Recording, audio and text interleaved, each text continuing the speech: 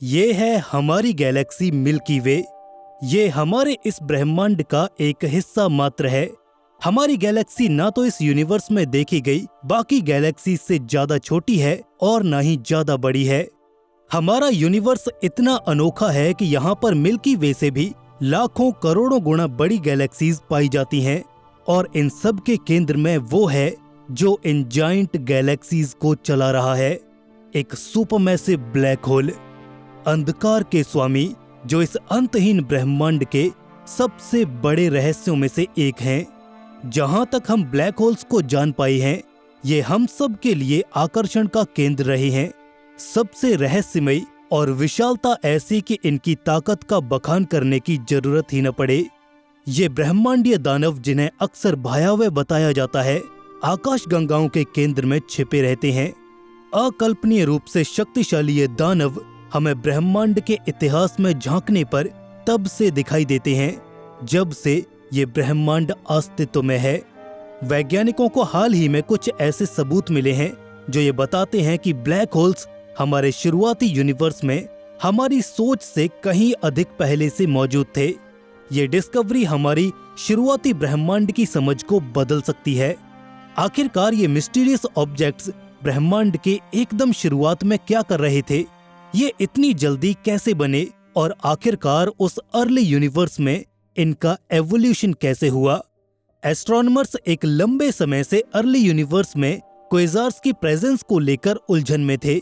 शुरुआती ब्रह्मांड में क्वेज़ार्स के मिलने का मतलब है वहां सुपरमैसिव ब्लैक होल्स का मौजूद होना, और इस कंक्लूजन ने वैज्ञानिकों को और भी ज्यादा हैरान कर दिया।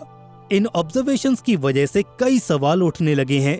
शुरुआती ब्रह्मांड जो अभी तक सिर्फ 1 अरब साल पुराना भी नहीं था, वहां सुपरमैसिव ब्लैक होल्स आखिर कैसे बन सकते हैं, जबकि उनके पास ग्रो करने और इवॉल्व करने का पर्याप्त समय ही नहीं था। तो क्या वो असाधारण रूप से मैसिव जायंट ही पैदा हुए थे, या फिर उन्होंने यूनिवर्स के नियमों को तोड़ते हुए बहुत तेजी से ग्रो करना सीख लिया था।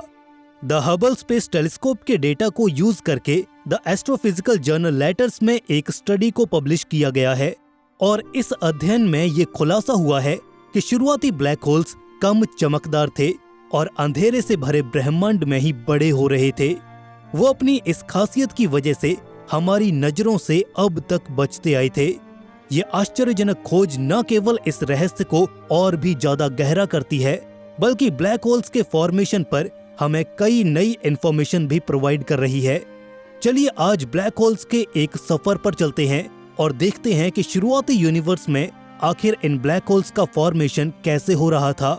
जेम्स वेब स्पेस टेलीस्कोप ने ब्लैक होल्स के बारे में हमें क्या बताया है, उस पर भी हम एक नजर डालेंगे। तो इस ब्रह्मांड के रहस्यों से भरे एक रोमांचक सफर पर चलने के लिए तैयार हो जाइए। The mystery of early supermassive black holes. विज्ञान में ये अब तक की सबसे बड़ी रहस्यमयी पहेलियों में से एक है कि बिग बैंग के तुरंत बाद सुपरमैसिव ब्लैक होल्स आखिर कैसे अस्तित्व में आ गए। क्वेज़ार्स जो कि इस ब्रह्मांड की सबसे चमकदार ऑब्जेक्ट्स में से एक हैं, उन्हें जायंट ब्लैक होल से ही पावर मिलती है। इन क्वेज़ार्स को ही वैज्ञानिकों ने शुरुआती यूनिवर्स में मौजूद गैलेक्सीज में देखा, जब ब्रह्मांड की उम्र 1 अरब साल भी नहीं थी। अब ये ऑब्जेक्ट्स ऐसे हैं कि 1 अरब साल में इनका इतना ग्रो होना कि ये सुपरमैसिव ब्लैक होल्स बन जाएं और क्वेज़ार्स का निर्माण करें, पॉसिबल ही नहीं है। ये तो कुछ ऐसा हुआ कि मैं आपसे कहूँ कि क्या आपने 10 साल का बूढ़ा आदमी देखा है, तो आप कहोगे कि भाई 10 साल में पैदा होकर कोई बूढ़ा कैसे हो सकता है। सेम इसी केस को देखकर वैज्ञानिक भी उलझे हुए हैं। अगर उनके पास इतना कम समय था तो वो इतनी जल्दी इतने बड़े कैसे हो गए।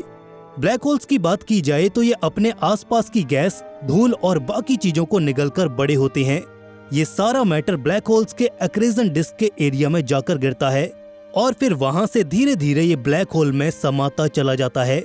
जैसे जैसे ये मैटर ब्लैक होल में गिरता है, ये उस एक्रेजन डिस्क में मौजूद बाकी मैटर से टकराता है, जिससे कि फ्रिक्शन की वजह से ये हीट अप हो जाता है, और इसी वजह से पूरी एक्रेजन डिस्क में मौजूद मैटर बहुत हाई टेम्परेचर पर चला जाता है, जिससे पूरी एक्रेजन डिस्क से इंटेंस रेडिएशन रिलीज होता है।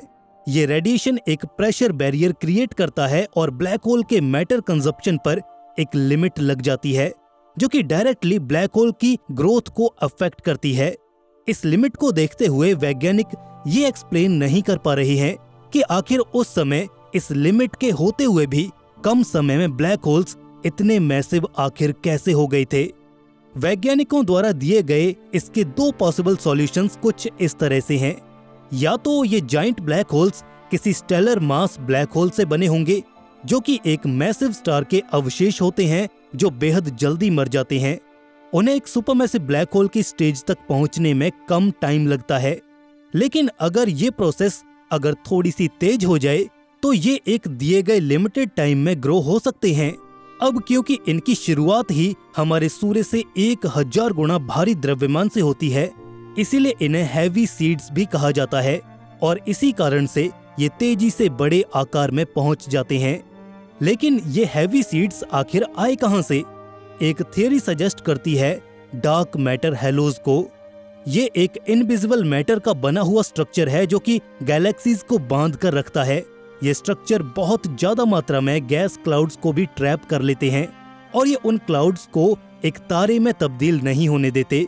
जब उन गैस क्लाउड से तारे नहीं बनते तो वो सीधा ब्लैक होल में कोलैप्स हो जाते हैं, जिससे कि एक बड़े हैवी सीड का निर्माण होता है।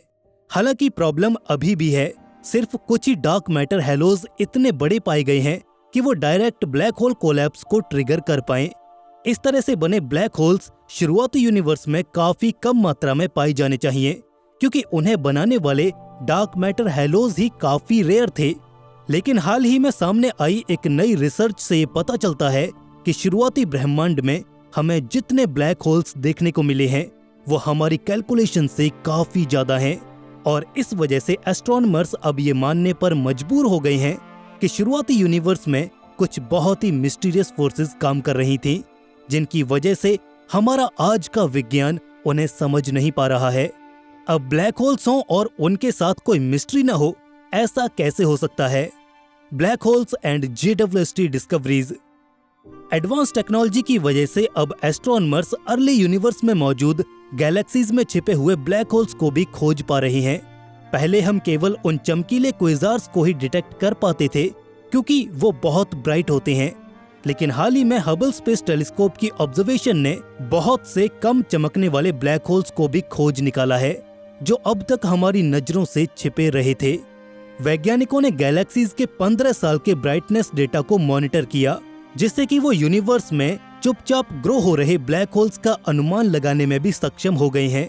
इस मेथड ने हमें एक नया डेटा दिया है, जिससे पता चलता है कि जितने ब्लैक होल्स को हम पहले मानकर चल रहे थे, असल में शुरुआती यूनिवर्स में उनकी संख्या कई गुना ज्यादा है। जेम्स वेब स्पेस टेलीस्कोप ने इस खोज को और आगे बढ़ाया है।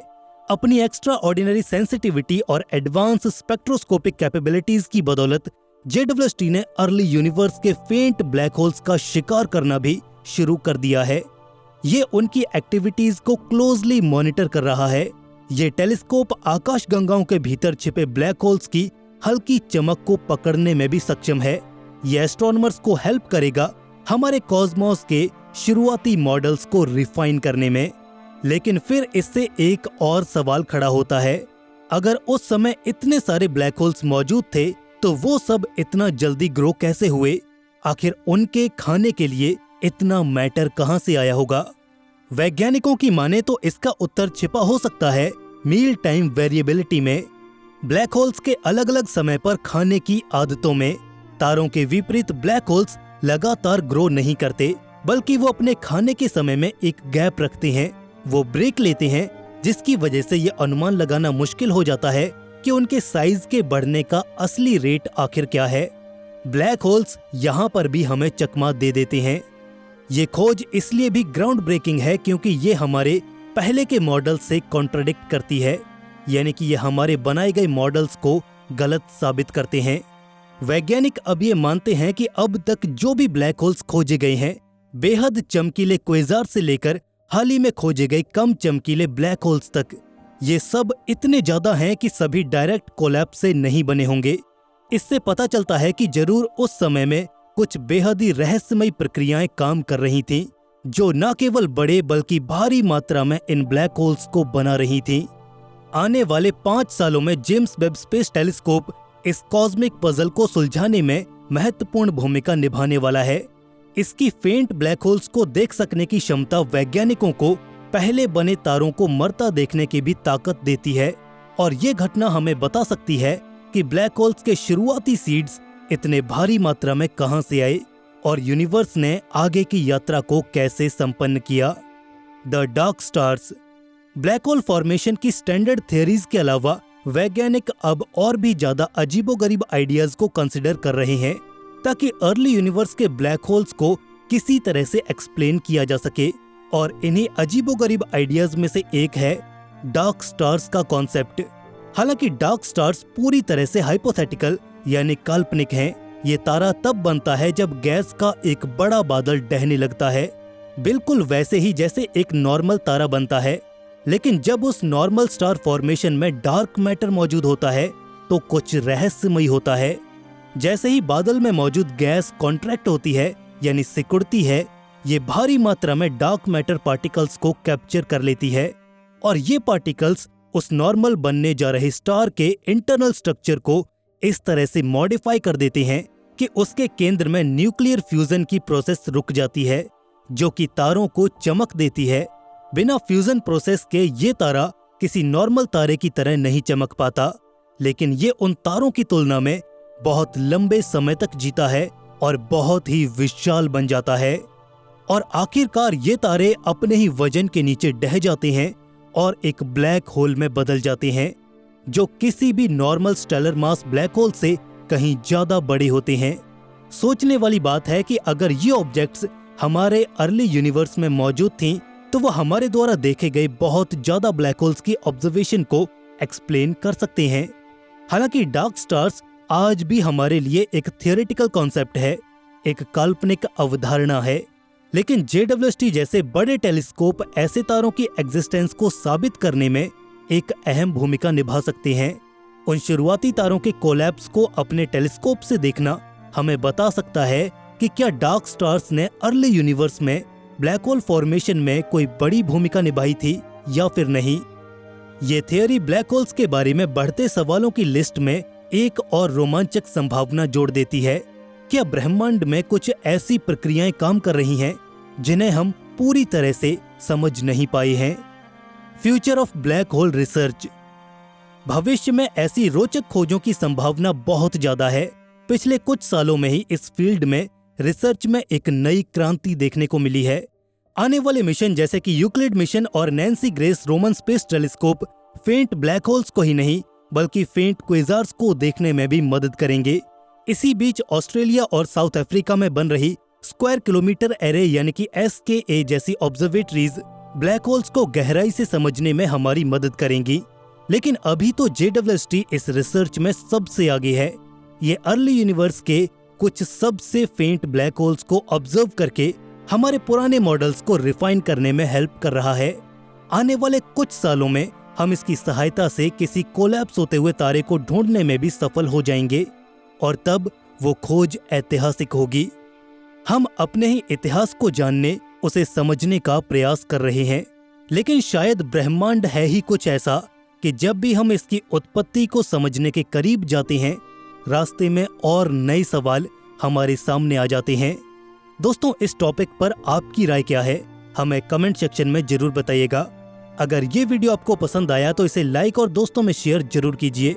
ऐसे ही और इन्फॉर्मेटिव वीडियोस के लिए चैनल को सब्सक्राइब करके बेल नोटिफिकेशन को ऑन जरूर कर लीजिए। दोस्तों, जल्द मिलेंगे ऐसे ही एक और नए इन्फॉर्मेटिव वीडियो के साथ। तब तक के लिए स्टे क्यूरियस, बी हैप्पी। नमस्कार।